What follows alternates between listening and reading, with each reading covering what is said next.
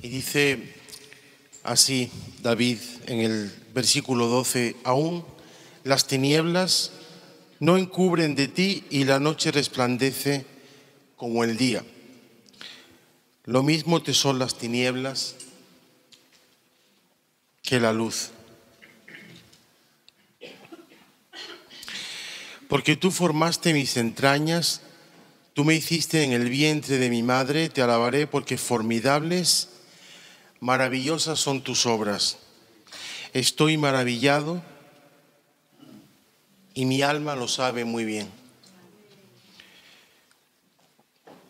Y saltamos al versículo 23, dice: examíname, oh Dios, y conoce mi corazón, pruébame y conoce mis pensamientos, y ve si hay en mí camino de perversidad, y guíame en el camino eterno.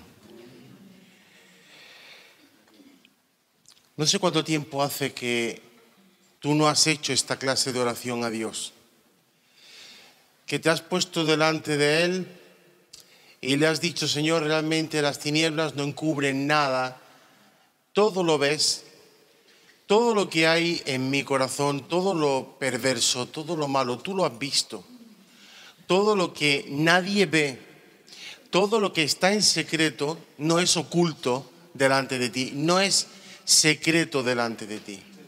Creo que el Espíritu Santo tiene que guiarnos de manera muy frecuente, muy continua, a hacer esta oración para no perder el norte. Porque lo que nos lleva al huerto es nuestro propio corazón.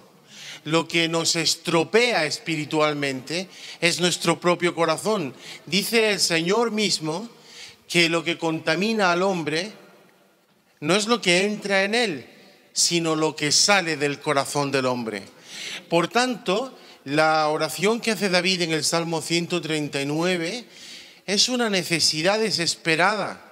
Yo creo que cuando Dios toca mi vida de manera muy intensa, muy profunda, cuando Dios hace algo nuevo en mi vida, es cuando he estado dispuesto a decir: Señor, escudriñame, Señor, examíname, Señor, ve si hay en mí camino de perversidad y guíame en el camino eterno.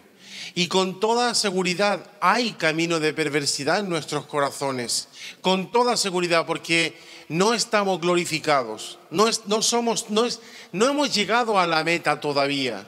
Y tenemos que clamar a Dios para que nos libre de nosotros mismos, porque esto lo hemos escuchado 1000 veces, pero no hay excusas. No puedes culpar a Satanás de tu propio pecado. Él no es un chivo expiatorio. Si tú has pecado, tú tienes que ponerte delante de Dios. Pero hay una revelación a lo largo de la Escritura que tiene que ver con un asunto muy básico, pero un asunto muy vital. Las verdades más profundas son a la vez sorprendentemente simples. Y en el Shema de Israel, en el capítulo 6 de Deuteronomio, la palabra que dice aquí Moisés es: escucha, oh Israel, el Señor nuestro Dios, el Señor uno es. Escucha. Escucha. Shema Israel. Cuando el Señor Jesús está diciendo en el capítulo 4 de Marcos: el que tiene oídos para oír, que oiga, está diciendo Shema Israel. Eran palabras que sonaban en los oídos de los judíos que estaban escuchándole, porque ellos estaban formados en esta palabra desde la niñez, habían estado formados en el conocimiento de la Torá. Y la palabra que el Señor les decía era Shema Israel, escucha Israel. El mensaje de escuchar Israel es: escucha a Dios, escucha lo que tiene que decir. Escucha la voz del Espíritu Santo. Si el Señor viene a ti y te muestra tu corazón? ¿Es que estás escuchando a Dios? Si tu respuesta es positiva, si en lugar de salir corriendo, y muchos, por desgracia, salen corriendo, nos enfrentamos a nosotros mismos y decimos: Señor, soy incapaz de gestionar mi pecado. Soy incapaz de tratar con mi pecado. No puedo vencer mi pecado. No puedo. Pero tú has muerto por mí para hacerme un hombre nuevo, para hacerme un hombre libre y para servirte y amarte desde un nuevo ámbito en el Espíritu. En el Salmo 146 dice el versículo 3: no confiéis en los príncipes, ni en hijo de hombre, porque no hay en él salvación. Pues sale su aliento y vuelve a la tierra. Ese mismo día perecen sus pensamientos. Y dice el versículo 5: bienaventurado aquel cuyo ayudador es el Dios de Jacob, cuya esperanza está en Jehová, su Dios. ¿Cuántas generaciones de israelitas escucharon esta palabra de Deuteronomio 6? Escucha, Israel. ¿Cuántas generaciones estuvieron aprendiendo desde la niñez estas palabras de Moisés en Deuteronomio 6? Y sin embargo, en el capítulo 5 de Juan, en el capítulo 5, versículo 37, el Señor le dice a los judíos: el Padre que me envió ha dado testimonio de mí. Y esto es lo que le dice a una generación que ha escuchado la misma palabra: Shema Israel. Pero él dice: ¿nunca habéis oído su voz? Ni habéis visto su aspecto. Y hay unas palabras muy misteriosas en el capítulo 5 de Juan, cuando dice el versículo 45: no penséis que yo voy a acusaros delante del Padre. Hay quien os acusa, Moisés, en quien tenéis vuestra esperanza.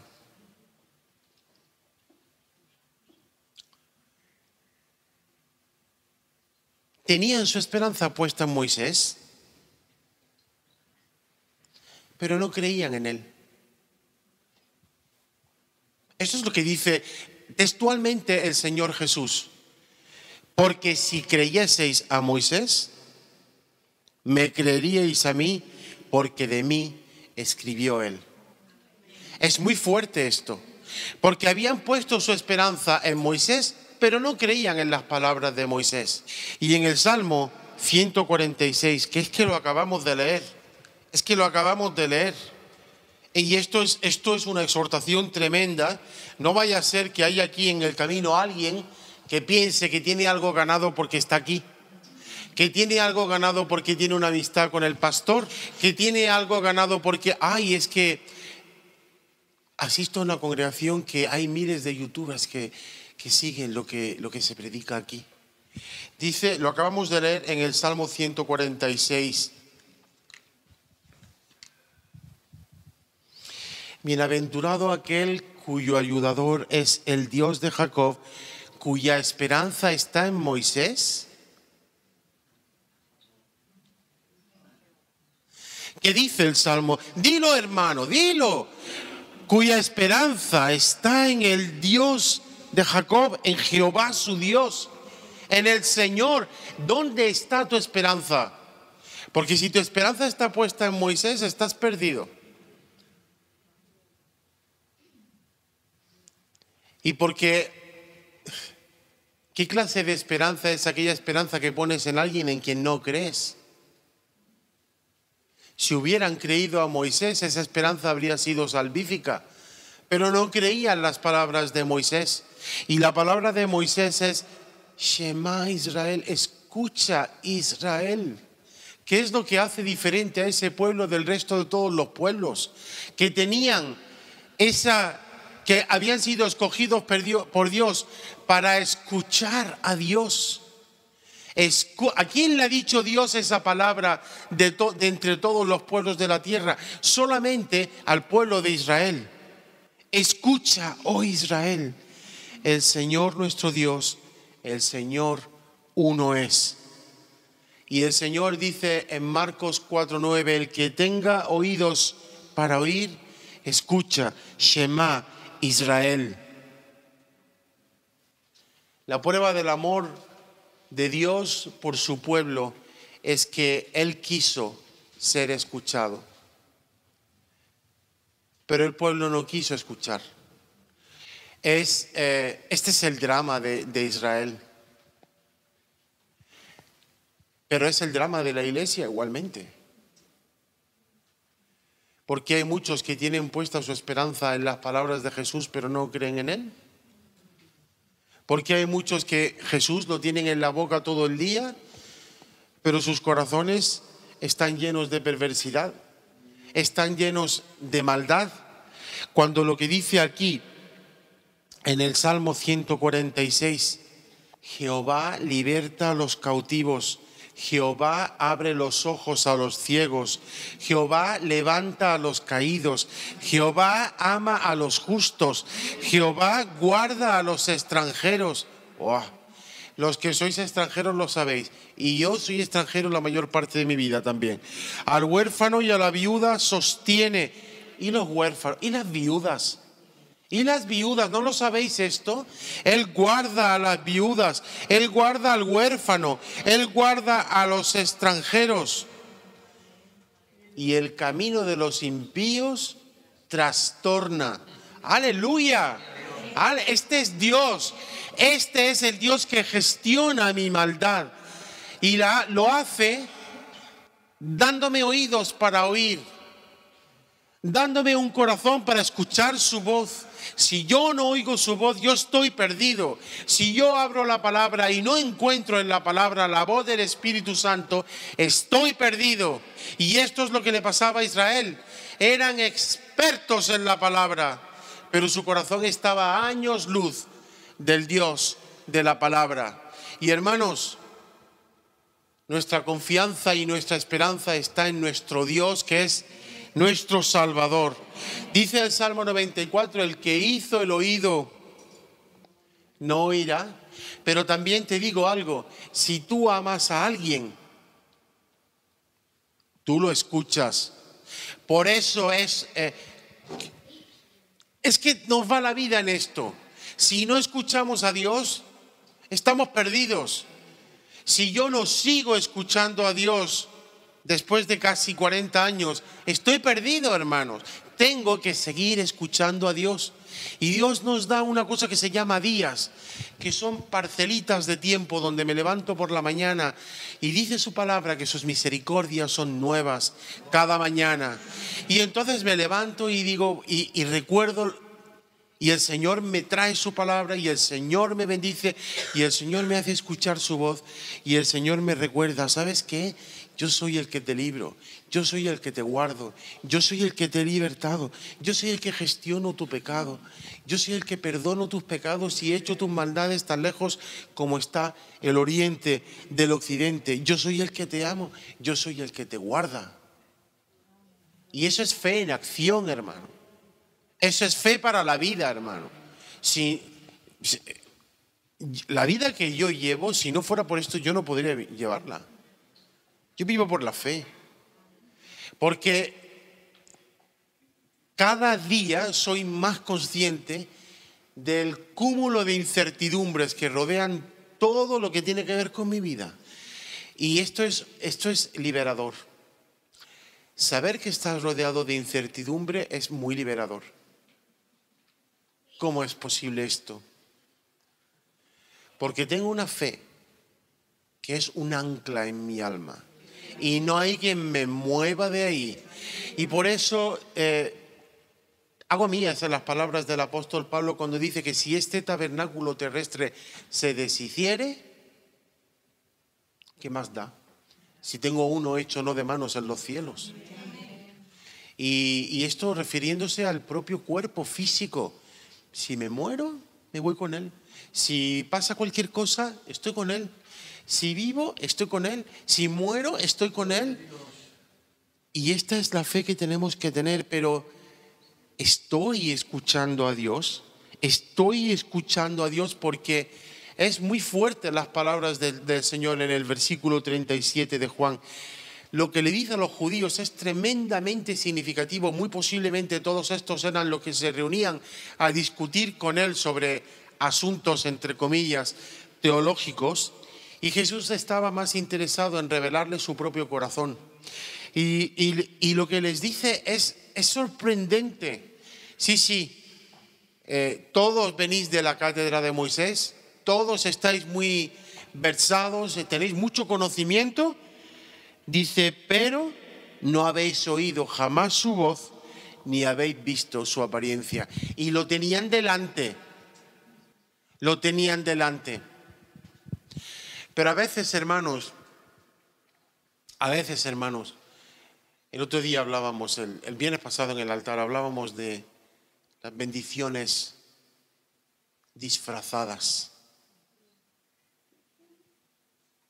Y a veces el Señor viene y obra en nuestras vidas a través de circunstancias tremendamente adversas para mostrarnos nuestra propia condición y para hablarnos a nuestro propio corazón.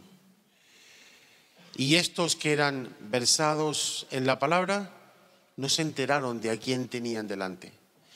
Pero hay un episodio en la palabra en el que una mujer es pillada en el mismo acto de adulterio. Curioso que el hombre no aparece por ningún lado. Esto. Pero bueno, la mujer va a ser literalmente lapidada allí delante de todos, porque según la ley de Moisés es lo que había que hacer. Y conocemos esto ya, lo hemos leído 1.000.000 de veces. Pero necesitamos que el Señor escriba con su dedo en nuestra alma. Necesitamos que Él hable a nuestro corazón escribiendo con su dedo en nuestra alma, y que podamos escuchar su voz cuando nos dicen, ¿dónde están los que te condenaron? Señor, no hay ninguno. Pues vete y no peques más. En el 5:37 es, no habéis oído jamás su voz. Pero en el 5:24 dice, el que oye mi palabra y cree al que me envió, éste tiene vida eterna. Y el resultado de escuchar su voz, aquellos que vivís escuchando su voz, su voz trastorna.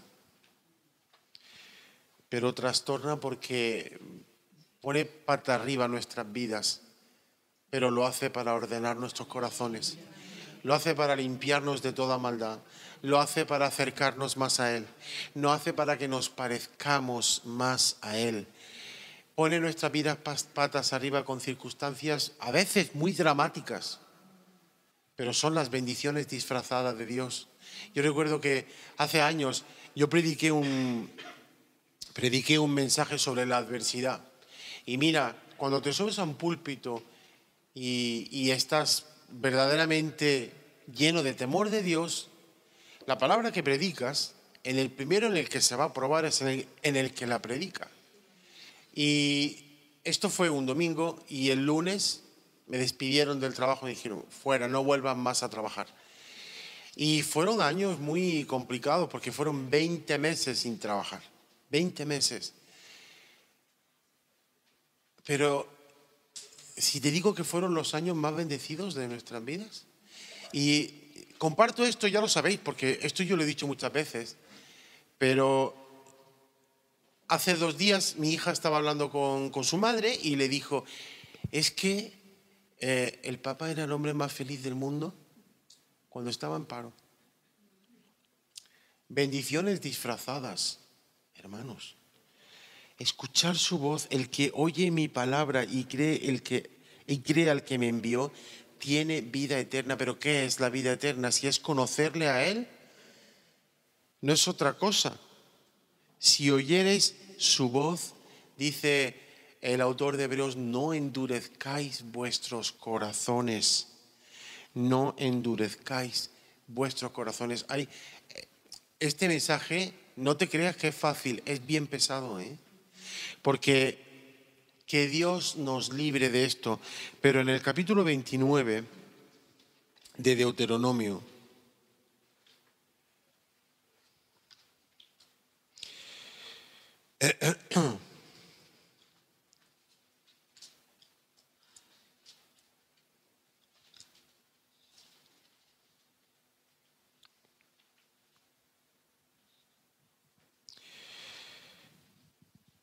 dice el versículo 4, hasta hoy el Señor no os ha dado corazón para entender,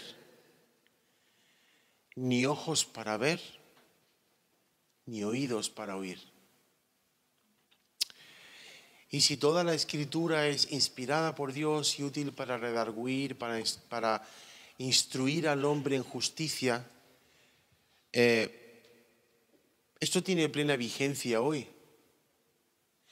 Que Dios nos libre de corazones que no entienden, de ojos que no ven y de oídos que no oyen.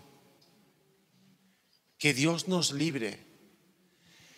Porque Israel en los tiempos del Señor terminó siendo un club donde todos enseñaban a todos, donde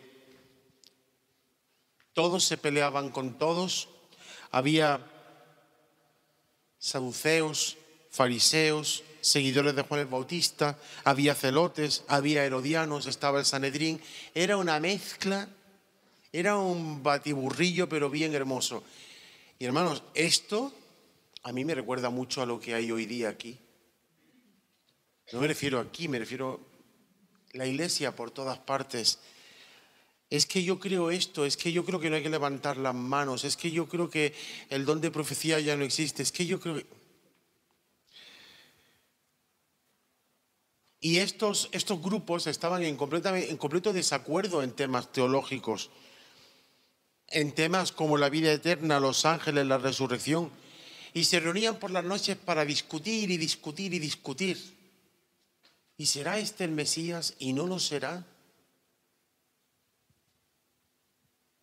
Y las palabras que le dicen, creo que San Natanael le dicen, escudriña y ve si hay algo nuevo que haya salido, si hay algo bueno que haya salido de Nazaret. Lo tenían delante, hermanos, y lo perdieron de vista. Lo tenían delante porque no tenían corazones para ver y para oír al Dios del cielo y de la tierra, que lo tenían delante de ellos, hermanos. Delante de ellos. Y el Señor, esta es su inmensa misericordia, no les pone paños calientes. Se lo dice alto y claro. No habéis oído jamás su voz, ni habéis visto su apariencia. Si reducimos la palabra a lo que no es, si la retorcemos para justificar lo que nosotros queremos creer y no para adaptarnos nuestra forma de creer a la palabra, lo que creemos conforme a la palabra, si tratamos de distorsionar para ajustar nuestra forma de vivir a lo que dice la palabra, estamos perdidos, hermanos. Estamos perdidos. En el Evangelio de Juan, Jesús es malinterpretado desde el principio hasta el final. Cada vez que Él abre la boca, despierta la sospecha de sus oidores.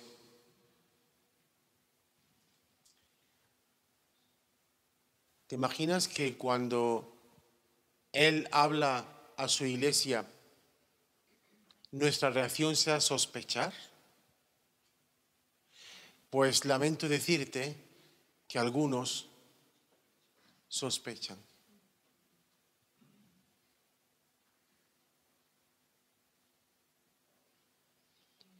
sus palabras, y termino con esto, en el capítulo 6 de Juan, es: todo el que ha oído y aprendido del Padre viene a mí. Viene. No va a la teología, no va al pastor siquiera. Tú sabes que tú tienes que llegar a un punto de madurez donde tu relación con Dios sea perfecta, donde no necesites muletillas, donde no... Yo me encuentro muchas veces que paso 2 fines de semana sin poder estar aquí, y mira que lo echo de menos con toda mi alma. Pero si mi vida dependiera de una reunión, estaría perdido. Pero mi vida depende de Él. Mi vida depende de escuchar su voz. Y la maravilla es que yo puedo escuchar su voz fuera de estas paredes. Es que yo puedo ir en el coche por la mañana y dirán que estoy loco, lo dirán muchas veces. Pero yo estoy en comunión con Dios, y lo que piensen, digan, hagan, me da exactamente igual. Me da exactamente igual.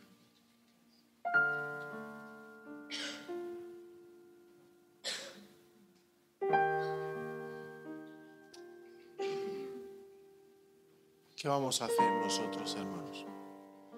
Tenemos una responsabilidad. Con todo lo que el Señor nos da, con todo lo que el Señor nos trae, tenemos una responsabilidad. A mí a veces me abruma. Hay veces que necesito